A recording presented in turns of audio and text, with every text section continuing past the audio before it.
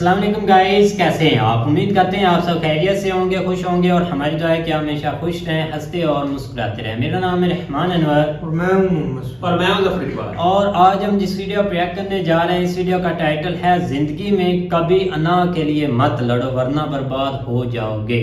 वजह सर की वही वीडियो है। वीडियो काफ़ी इंटरेस्टिंग है। अगर वीडियो पसंद आए लाइक सब्सक्राइब जरूर कीजिएगा, कमेंट में अपनी राय का इज़हार जरूर कीजिएगा। करते वीडियो स्टार्ट और देखते हैं। अच्छा, हम पाकिस्तान पर हमला क्यों नहीं करते? नंगा मुल्क है, नंगा है, हम लुंगी बनियान पहने, वो लुंगी खींच के बनियान फाड़ देगा। यहाँ ईगो के लिए नहीं लड़ना है, समझना इस बात को। इस संसार में ईगो के लिए नहीं लड़ना है। और ये बात जिसको समझ में आ गई, आज अगर तुमको ये बात समझ में आ गई ना, तो तुम समझ लो कयामत करोगे अपने जीवन में। ईगो के लिए नहीं लड़ना है। तुमको बहुत लोग जीवन में परेशान करेंगे, तुम जीवन में एक कंस को चुन लो बस, एक। तो जितने अगल बगल उतना पूतना ही अपने आप शांत हो जाएंगे कि भैया हम तो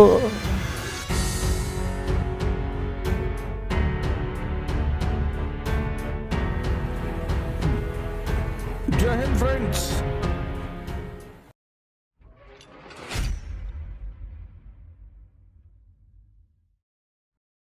अब पहला सवाल ये, अब सवाल लेके चलो आगे। पहला सवाल ये है कि युद्ध क्या है?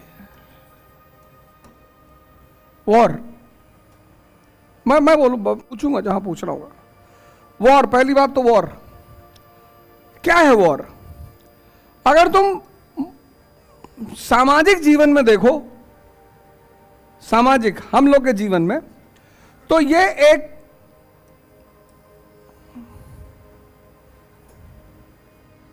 अभिशाप है, ईविल। लेकिन जब तुम इसको हिस्ट्री में देखते हो तो ये अनिवार्यता है।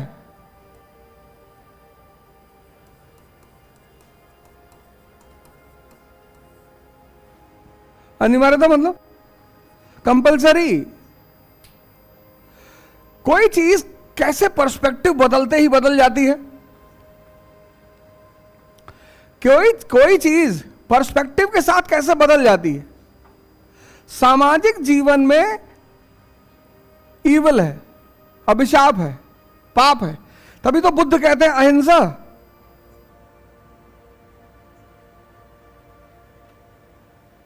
तुम यहां बैठी हो, अब तुम्हारा बैग उठा के इन्होंने पीछे रख दिया, जाओ बैठ जाओ, तुम्हें क्या नुकसान हो रहा है?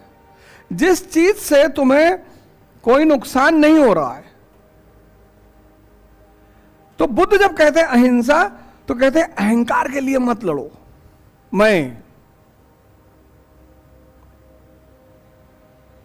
ये सामाजिक जीवन का सिद्धांत है। वो सामाजिक जीवन में वो कहते हैं अहंकार के लिए मत लड़ो।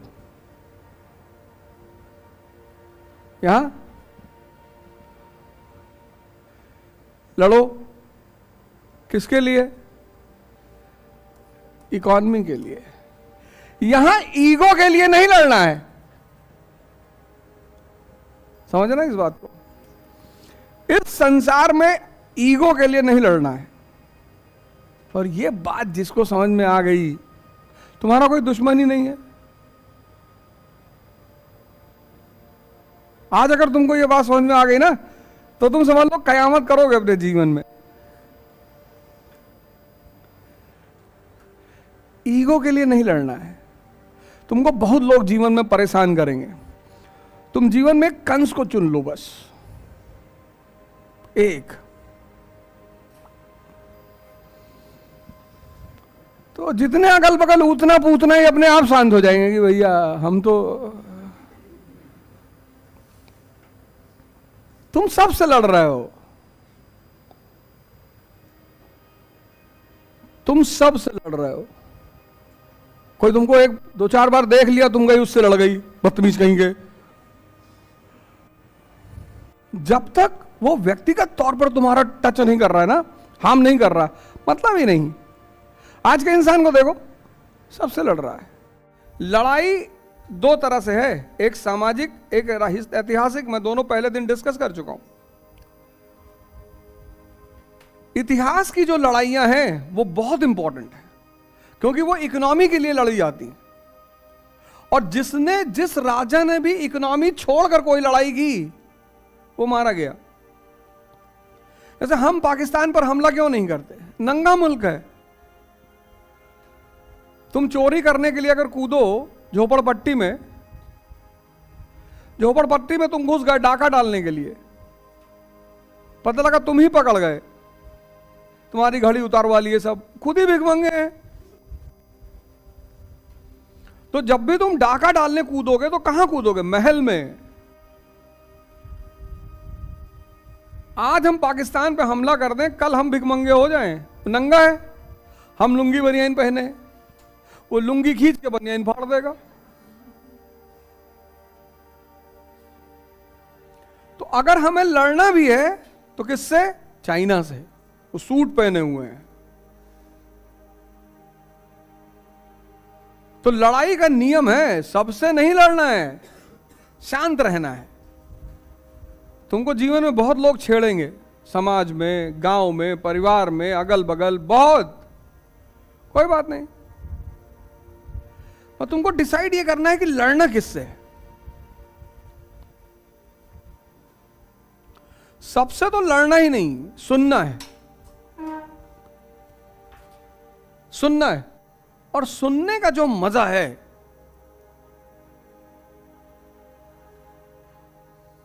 तो तुम सोचो जब मेरे अटेम्प्ट्स खत्म हुए तो मैं कैसे गुजरा 4-5 साल। जो मर गया था वो आसमान से उतर के मुझको गाली दे रहा था कि भाई तुम कुछ नहीं कर, मुझे तो पहले ही पता था।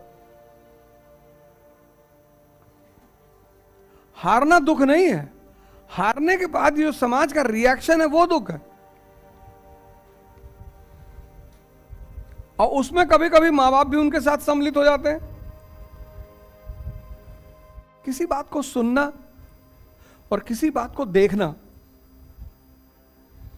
दो बिल्कुल अलग बातें हैं।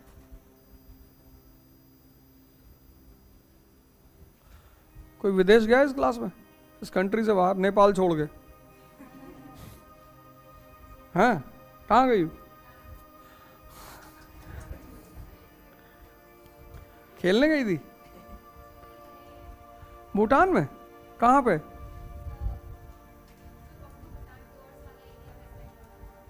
अच्छा अच्छा। पापा आर्मी में है? कॉर्पोरेट में है? भूटान जाने से अच्छा कहीं ना जाए।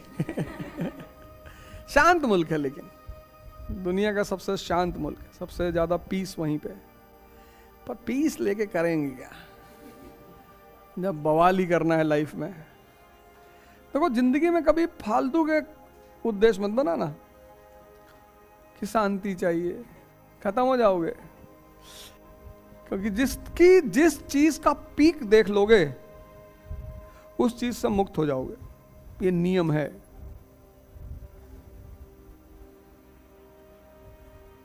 तो तुम्हें आलू परेशान करता है, एक दिन इतना खा लो कि उल्टी हो जाए, खाते जाओ खाते जाओ खाते जाओ, और अगर उल्टी हो गई तब ना खा पाओगे। और या तो नियम बना लो कि आलू डेली खाना है,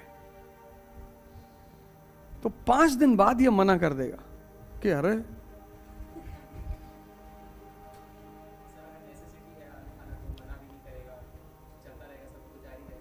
नहीं, फिर भी किसी चीज को रिपीटेडली खा ही नहीं सकता। यही तो बात है, जो इसको पसंद है उसको ये हर घड़ी दारू पीने के लिए 24 घंटे तैयार है। वहां नहीं कहता मैं बोर हो रहा हूं। जिसका संबंध मन से है, मन और इंद्रियों से, उन सब चीजों को लिए तैयार है ये 24 घंटा। यही तो खेल है, यही तो ध्यान है। देखो, मूवी देख रहा है, बैठा हुआ है 8 घंटे 9 घंटे 10 घंटे, क्योंकि फिर ये जुड़ गया ना मूवी से। लेकिन योग अगर करना है तो करना, उसमें इसमें इसकी मौत है।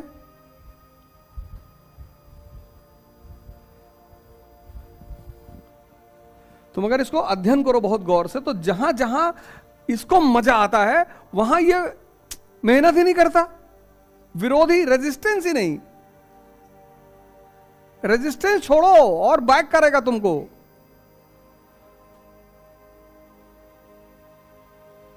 और जहां इसको मेहनत करनी है वहां तो अरे बाप, तो पहला हथियार फेंकता है कल वाला, ये इसका सबसे बड़ा हथियार है। मना नहीं करता, जानता मना करेंगे तो बदतमीजी हो जाएगी, तो कहता कल, तो कल होने नहीं देता। खैर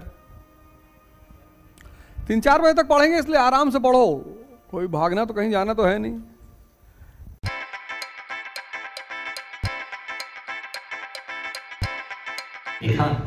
बिल्कुल भाई, बहुत प्यारी क्लास थी वजह सर की, क्योंकि उन्होंने सबसे पहले तो एक ईगो के बारे में ये चीज़ एक्सप्लेन की है, लेकिन उसके बाद जो एक उन्होंने एक पाकिस्तान की मिसाल देकर ना उन्होंने हर चीज़ ऐसे क्लियर की है कि बच्चे के माइंड में ऐसे भाई फिट आई होगी बात कि भाई झोपड़ी में नहीं चोरी करने जाना, भाई महल में करनी है, ये चीज़ है।